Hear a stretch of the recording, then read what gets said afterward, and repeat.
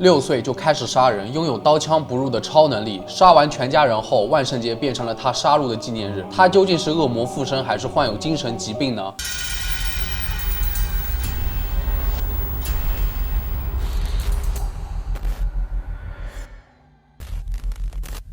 Hello， 大家好，我是正正。上期讲了儿童阴影弗莱迪克鲁格，今天继续给粉丝们安排迈克尔迈尔斯这个人挡杀人的连环杀手。但是奇怪的是，他似乎只喜欢在万圣节作案。不过他也是个虐待狂，遭他毒手的人死之前都要被虐待纠缠一番。看之前记得点赞、收藏和分享，谢谢大家支持了。1963年的10月31日，万圣节前夜，6岁的迈克尔就犯下了第一桩谋杀案，杀死了自己的姐姐。他的父母不在了，他和他的姐姐待在家里。姐姐本应该照顾他，但只知道和男友度过亲密的时光。男友离开后，迈克尔穿着小丑的衣服去厨房里拿起了厨刀，来到了姐姐房间，把她刺死。然后迈克尔安静地走到楼下，在前院等待着他的父母和警察逮捕他。后来迈克尔被送往了疗养院，成为了卢米斯医生的病人。他在那里待了15年，几乎没有动弹，一言不发。事实证明，迈克尔只是在等待他的时间，直到合适的时机返回家乡，并招致更多受害者。他在万圣节之夜这个杀戮纪念日里面偷了一辆汽车，开车返回家乡。一个叫做劳瑞的10几岁女孩来到了迈克尔家的房子。 因为养父是房产经纪人，让劳瑞帮忙留下了一把钥匙。就在这时，被迈克尔认了出来，她就是迈克尔的亲妹妹。当时家里出事的时候，她才2岁。后来亲生父母出车祸身亡，就被一对夫妻收养，改名为劳瑞。迈克尔整个下午都在跟踪他和他的朋友，他还从当地的公墓偷走了姐姐的墓碑，并闯入了一家五金店，偷走了刀具、绳子和万圣节面具。他身穿深色的连衣裤，戴着白色的无表情面具，在镇上徘徊，寻找受害者。在此同时，茹米斯医生跟踪迈克尔来到了小镇，并告知警察局迈克尔的危险性。劳瑞当时不知道的是，他的精神病哥哥迈克尔逃离了精神病院，回到了小镇，打算大开杀戒。其实劳瑞早些时候在学校、人行道上和邻居家的后院都无意之间瞥见过他，感觉有人在跟踪。后来他去找朋友，发现了他3个朋友的尸体都倒在了屋子地上。迈克尔突然出现并袭击了劳瑞，用刀将他的手臂划伤，但他设法将他击退了足够长的时间，才使卢米斯医生得以挽救他。卢米斯医生开枪打了6次，迈克尔从阳台上跌了下来，但是当医生去检查他身体的时候，他发现迈克尔已经失踪了。卢米斯医生仍然在寻找迈克尔，而迈克尔在跟踪劳瑞来到了当地医院，试图继续杀死他，并且杀了好多无辜的受害者。卢米斯医生得知劳瑞是迈克尔的亲妹妹，终于明白了他逃离精神病院的目的了，急忙赶到医院寻找他们。最终，劳瑞射中了迈克尔的眼睛，卢米斯医生引爆了手术室，让劳瑞趁机逃脱，而迈克尔据说被活活烧死了。迈克尔似乎喜欢在残酷杀害别人之前跟他们玩游戏，方法是缠着受害者进行跟踪和恐吓，他还让受害者展示给其他潜在的受害者看，然后再杀死他们。这种在万圣节之夜困扰着受害者，